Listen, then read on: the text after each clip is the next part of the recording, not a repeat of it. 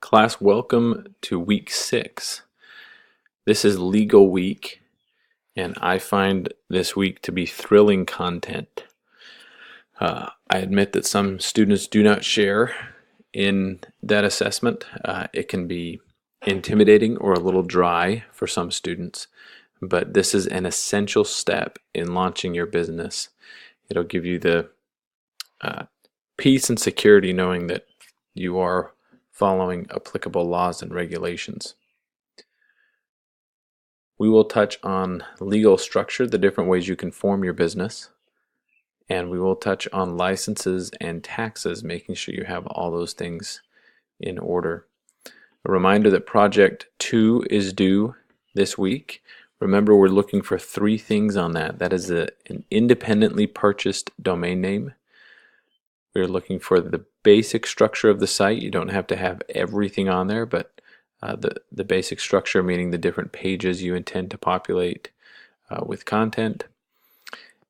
And then we're also looking for a third-party payment function, whether that's a credit card function or Google AdSense or an affiliation link. Those are the things that we're looking for Project 2. And then, of course, you'll have a reflection. So let's start on our first topic, legal structure. For this, you will write an essay about the structure you'll give to your business and why. For this, for students that are residing in the United States, there's a link, hg.org, and I will go through that. I know a lot of those legal structures are mirrored in the international market, but I am unsure of every country's legal structure. So if you are living outside of the United States, you'll go ahead and research the potential legal structures that are available to you in your country. But I will go through a basic overview of most of the legal structures. I won't go through every one on this website. Take time to look through if you'd like, but I will go through the major structures of what most students use. First is a sole proprietorship. This is probably the most common form. This is just you starting your business on your own. You run everything, make all the decisions, and are accountable at the end of the day for paying the bills. Most students like the sole proprietorship option because it's simple to create, it's simple to run, and you don't deal with a lot of the hassle that some of the other forms of business create.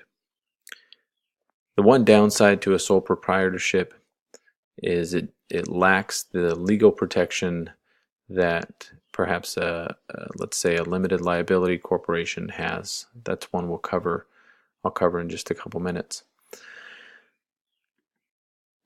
Meaning if there's a lawsuit against the company, then your personal assets are at risk. That's the main differentiator between a sole proprietorship and an LLC, although there are other differences. Another common form is a business partnership, which is very similar to a sole proprietorship, except that there are 2 or more people that have full ownership and control over the business. So if you're looking for a business partnership, what that is simply a sole proprietorship, but in the form of 2 or more people. C and S Corps we won't go into detail on. There are certain tax benefits. Feel free to research this on your own and see if that's something that makes sense for you. They're both very common in the United States, but I don't go into detail for this class, mostly because I think they're applicable for mid-sized companies or companies that will grow fast, and not as much for small online businesses. But it's certainly something you can do. Limited liability companies. The advantage to a limited liability company is you're telling the world, the customers that come to you, that there is limited liability if they formed a lawsuit against you, and so they could only recover business assets instead of personal assets. So to form a limited liability company, you'll eventually form, as your company grows, you'll have to form a board, and you'll give up some of the decision-making capacity that a sole proprietorship has. That is the downside. As the company grows, you gain some security, but you give up some decision-making control in forming a board of directors. You won't need to form a board of directors the day your company launches, and so for small businesses, this is a very common option to limit the liability, but still, for all intents and purposes, have all decision-making capacity, because you won't need to give up any of that as you're a small online business just launching. I won't go into detail in nonprofit, but if you feel like your work qualifies for nonprofit work, meaning it's service-based or gives something back to the community, nonprofit could be advantageous. And really, you don't necessarily have to prove that your company provides a service. Nonprofit more indicates the structure of your company.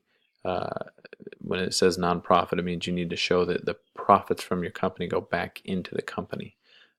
That's the requirement more so than demonstrating the goodwill your company provides to the community. So those are your basic business structures. Again, there are other legal structures you can develop for your business. I won't go into all of those today, but those are the most common forms. So what you'll do for this is research what applies to your business and say what would be best for your business, why, and how you would set it up.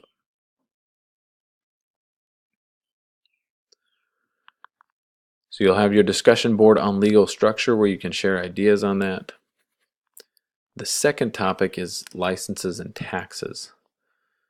Now, I wish I could go into the same detail I did on legal structure for licenses and taxes. I will say that licenses and taxes are very dependent upon the locale where you are. So that's your state, city, territory. That will determine what your licenses and taxes requirements are. So I couldn't go through any specific detail on here because everybody lives in different places across the world. So if you read this document on license and taxes, it will give you the basic overview of what you need to look for, and then it will be on you to research which licenses and taxes will be required of you. Please make a note of any URLs or websites that you use to gain that information.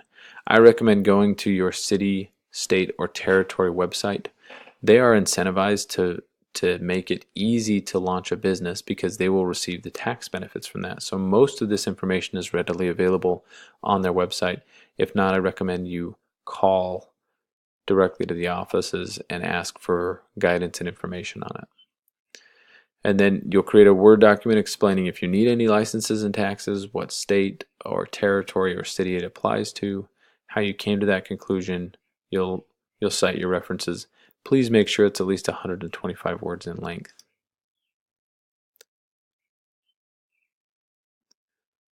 And that will be it. You'll have the discussion board there and then your final 2 assignments here. Please reach out if you have questions about legal structure, about what might be best for your business. I'm happy to chat with you.